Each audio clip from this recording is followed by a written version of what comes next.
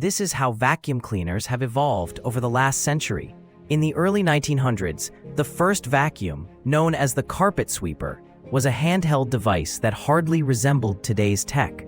Fast forward to the 1950s, where the introduction of the first powered upright vacuum transformed cleaning with suction power. By 2000, robotic vacuums were on the rise, making household chores virtually hands-free. Today, modern vacuums are equipped with smart technology, utilizing sensors and connectivity. Which design do you prefer, the classic or the high-tech?